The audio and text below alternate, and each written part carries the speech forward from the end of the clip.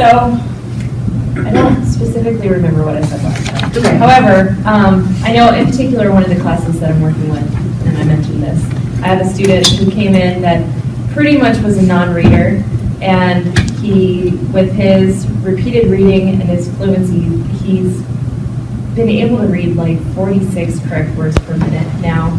And his partnering, he works with a partner that's a little bit stronger of a reader, and just that collaborative unit as well, how much they encourage each other and they're good supports. It is just fantastic. I love the partnering aspect of it as well for all of my other students. They keep each other on check.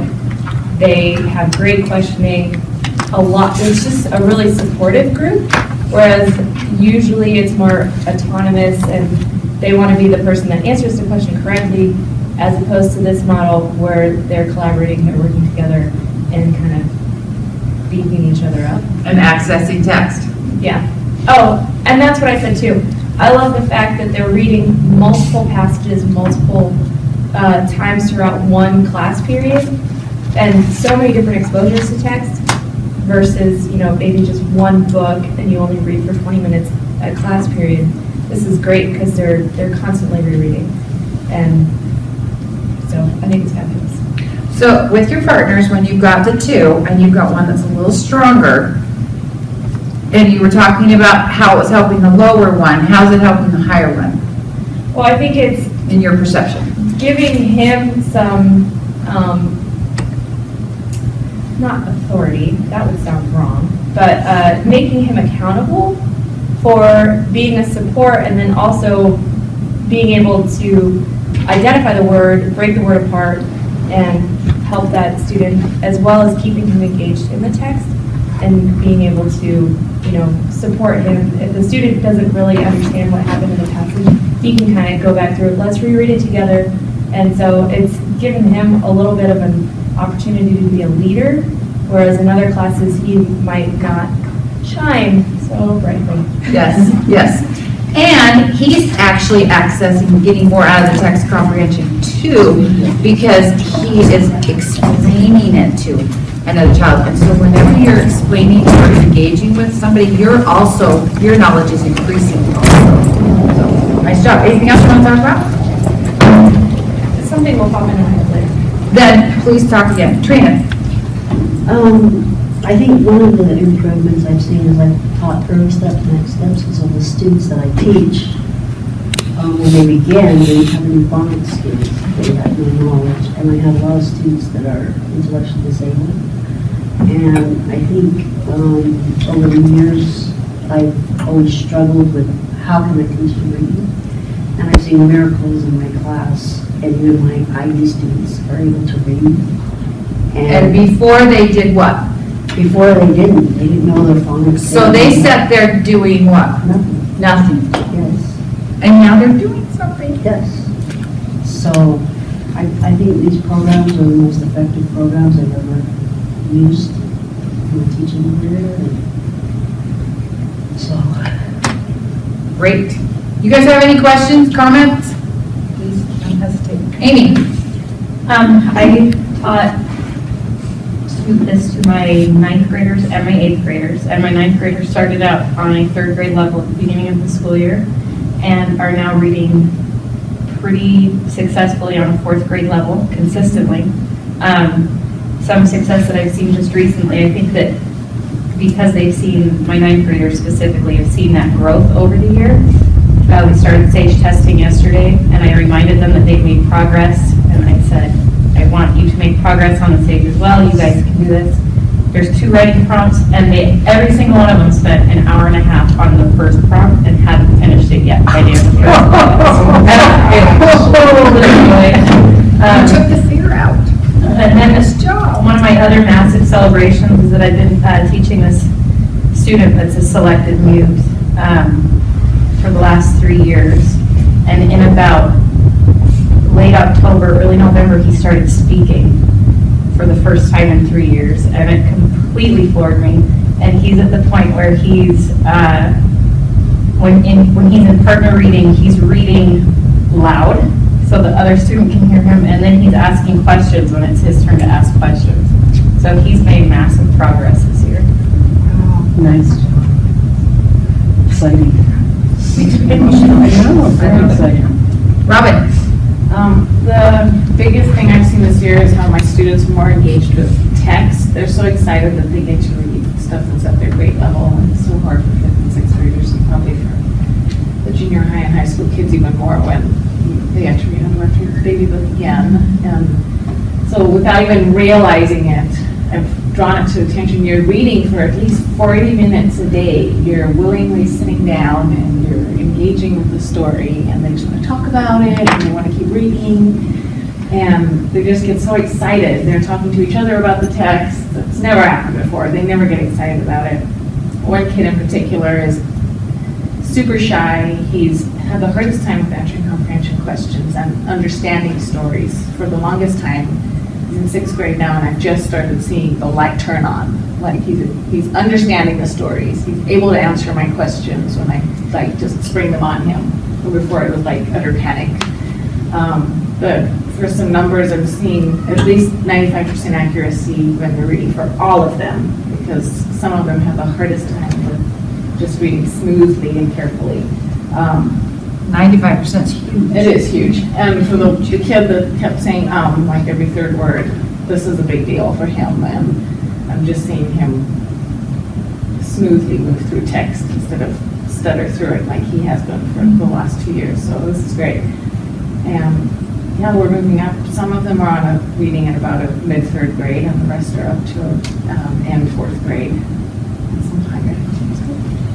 Explain to these guys a little bit about what you meant by they're not reading a baby book. I mean, I can explain, but it'd be better for you guys. Especially the 5th graders who struggle the most.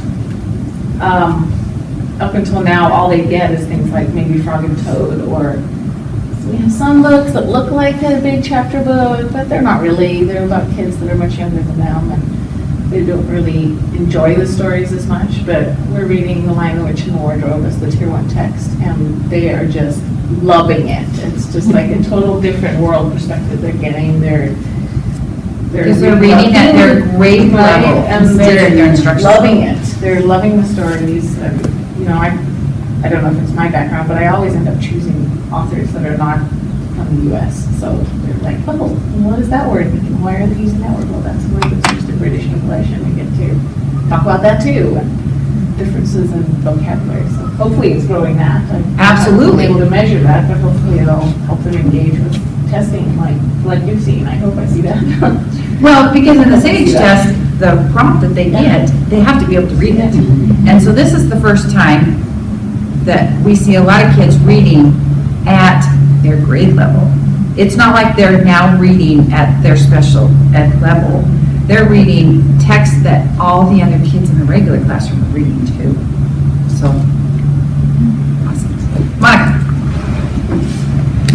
I've seen a lot of improvement with my students, especially my 10th graders, and they have a lot more confidence in their reading ability because they're reading at a higher level. And I've noticed in a few of the team talk classes that I have with them, they'll volunteer to read now because they're not afraid of the text. And I think they also have more confidence in their reading, and even if they don't read it well, they still have that confidence.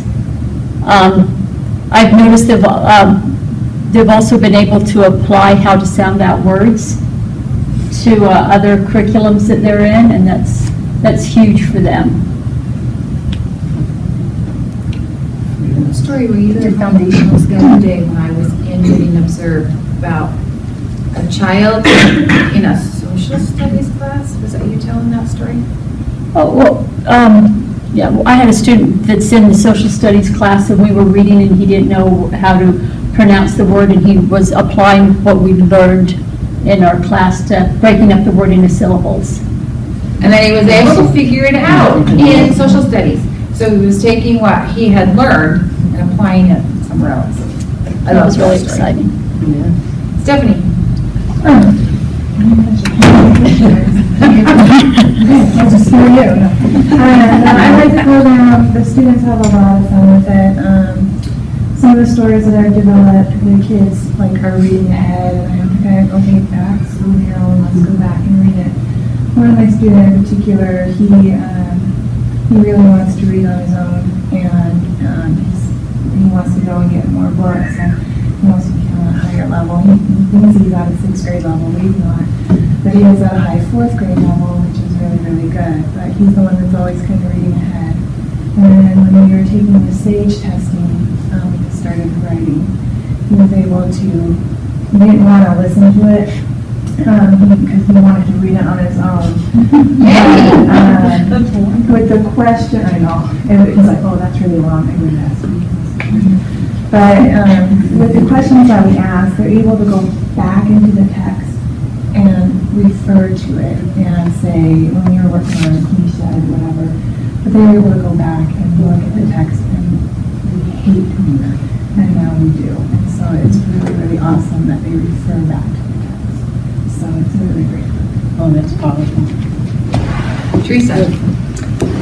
The one thing that I've noticed is that I see a lot more teamwork, a lot more class involvement. So you have those students that never participate or never talk, who are actually feeling comfortable because in the partner work, they're not on their own. They're supported by the other person. And they don't panic anymore when you give them a long text to read, if it's 2, 3, 4 pages.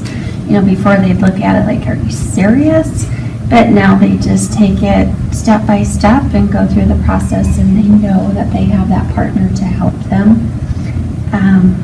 I've seen it also transfer over into other types of readings. For example, we do the Scholastic Action magazine, and it has a vocabulary box. And I'll say the first vocabulary word is, and I say the word, and they automatically repeat it. So they don't need all those prompts anymore. They know the process. And in the program, there is a time component where you can bring them back and do readings with them for timed reading and comprehension. And all of the kids have a copy of their IEP goals, so they bring that back with them, and they are responsible for their score because they have to chart it each time that they do a reading. And I think they're more aware of what their IEP goal is, plus their progress towards that goal. Excellent, good monitoring on the side. How do they feel about doing that? Some days they're a little disappointed, but usually it's positive. We keep it positive. Good. Yeah. That's powerful, that monitoring yourself. And then I can just have them take that chart to their teacher that is doing their IEP if I'm not their case manager. And it has all their data right on it. Very nice. Very nice. Getting a lot done at one time. Good. Anything else? Wendy? Okay, so of all of the things I love about teaching, the thing I love most is teaching a kid how to read. Like, that's my thing. That's Your passion. my passion. Mine too. Teaching them how to Awesome. read. But I didn't know how to teach them. Like, I mean, you get instruction in college, like direct instruction, but how do you teach them how to be better? And so this has just been like a program that I've loved, because now I know how to teach someone how to read something, where before it was like, oh, let's popcorn read, let's silent read, like you're just grasping at straws and stuff. But I just loved it. And I've had kids that, like, they come in the classroom now and say, are we going to read Al Capone today? Like, they want to read this novel. Like, they're looking forward to it. And especially I've had 2 kids that at the beginning of the program, when they read a small chunk and then you ask them what's happening on this page, one would get teary-eyed if you even called on her, and another one just was like deer in the headlights. And now they're like raising their hand to be called on and stuff. And I've had several students that, one student made a 272-point growth on the SRI this year, so it was huge. And I've had several others that they've been BRs for 3 years, or 7th grade, 8th grade, and most of 9th grade, and then finally their last SRI. they actually got points, and they were like, yes. And then the last thing, just on the SAGE, on the reading portion, it doesn't read it to them because obviously they need to know what they can read. And most of the time when they've pulled it up, they've been like, because the passage is like this long. And before we went into testing, I just gave them a pep talk, and I was like, I know it's long, but remember what we've been doing. Read it like 1 or 2 chunks at a time, and then just ask yourself, what's happening, what's going on, so that you can kind of track yourself, all the way through the passage. And then, I don't know, most of them, they don't have their scores yet, so I don't know what they did, but they didn't seem to put their heads down or grumble, or, I felt like they were giving serious effort towards You're not reading giving the up. passage. So, That's great. Terry? The kids that I've worked with, and I'm sure everybody has the same, their personalities are also different. I have one that's autistic, and I have one whose mind is going 1,000,000 miles an hour. And so his mind is up here and the words are back here, and he's had a hard time getting them together. And then I have one that had some severe behaviors. But it's been fun to see that little group come together and see the advances that each one has made. And to see them actually work together as a group. And I teach the same thing to a larger group sometimes. And so when they are in the larger group, I see the smaller group just really shining, Like Emily was talking about, these kids never get that opportunity to be participating and knowing what they're talking about.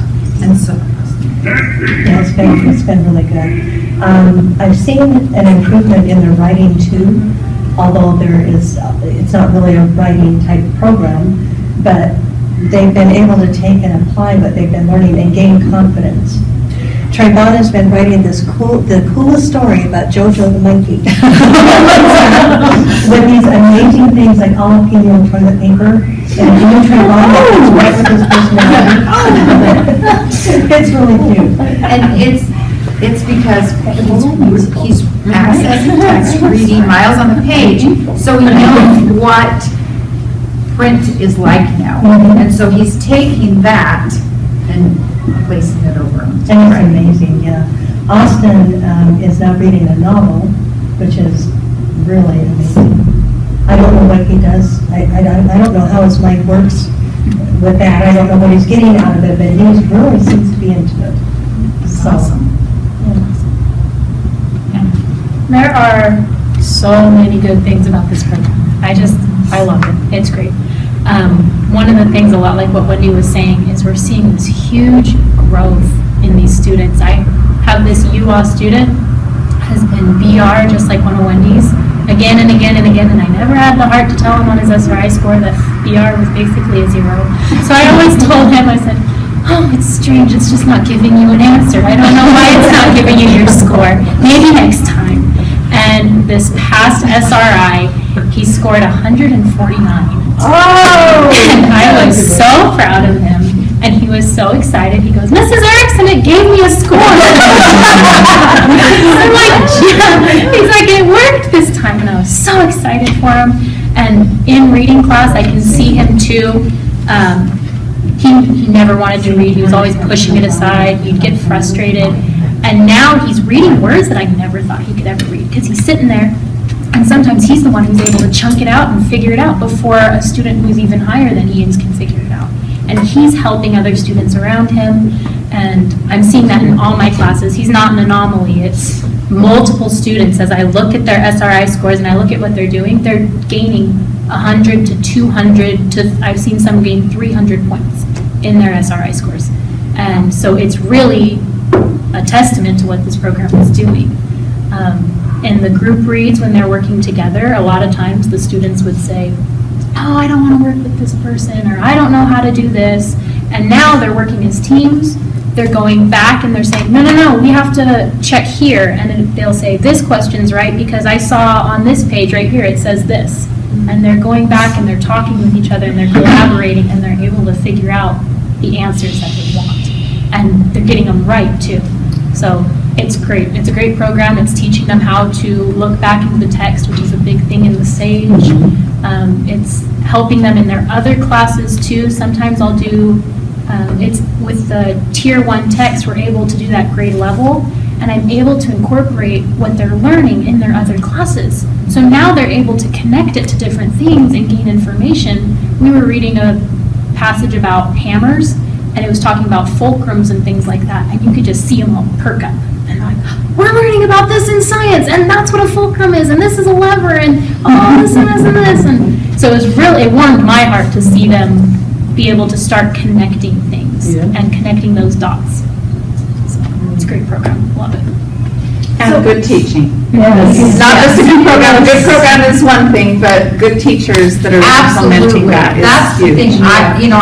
I've been on the team to come out and observe you guys, and I have just been amazed.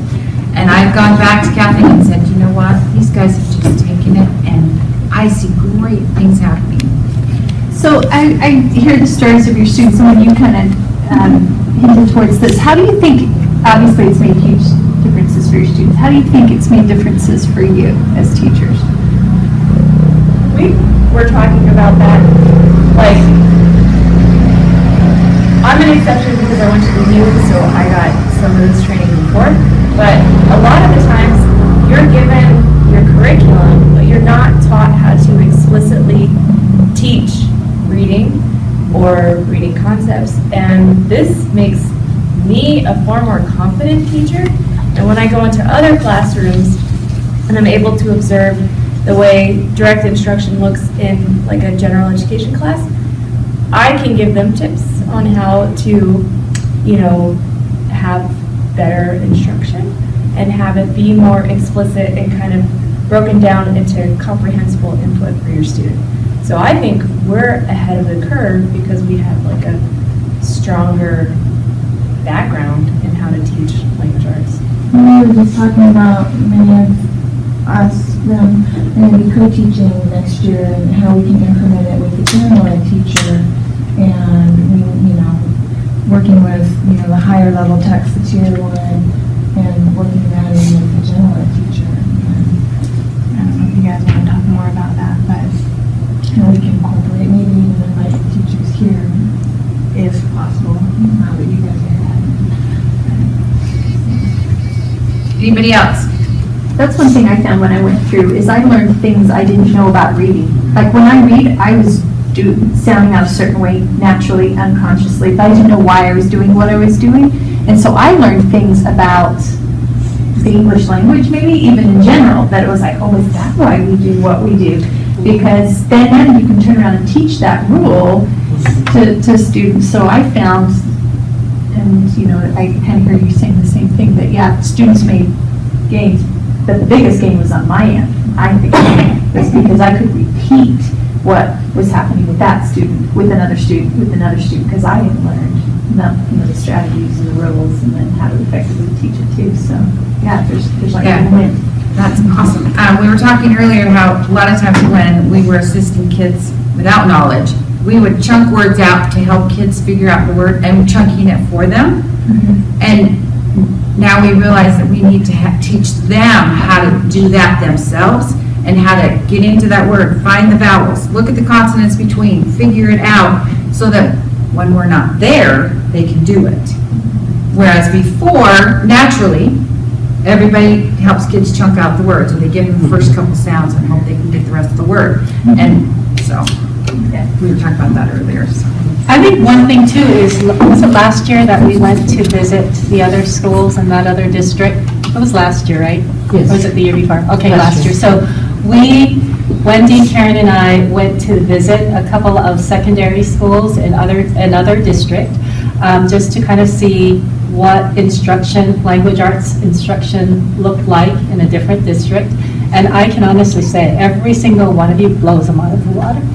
Because you do, and I just think, oh my gosh, you are amazing. So Yeah. I don't know, what do you see some of them teach this year? I have, and you know, I just want to thank you for sharing those individual stories about kids, because those are the things that we miss out on.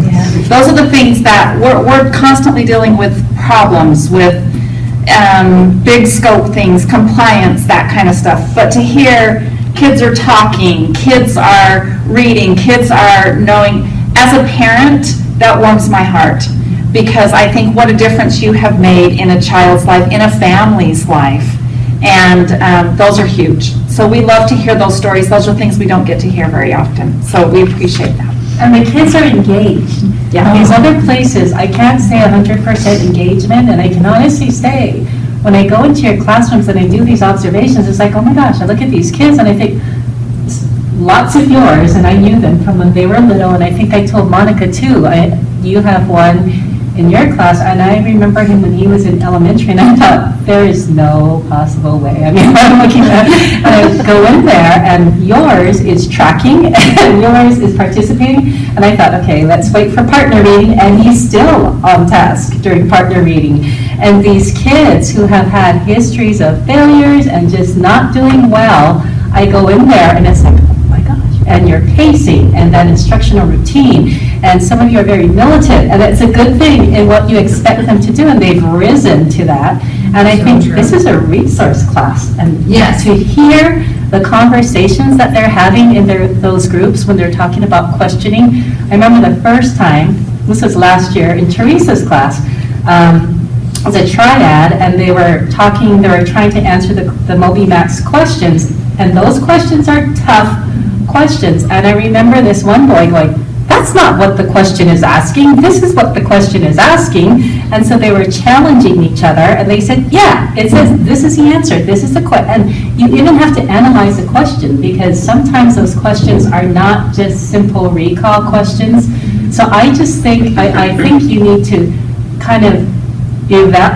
I think you look at where you were last year, or maybe the beginning of the year, you look at where you are now and the engagement of your kids, and I just think you are phenomenal. And like I said, I would like all of these other classrooms that we saw, you blow them out of the water. So I think you've done just a fabulous job. You should be proud of yourself. You should be really proud of yourself, because we've thrown a lot out. Group hug. Incredible work. Incredible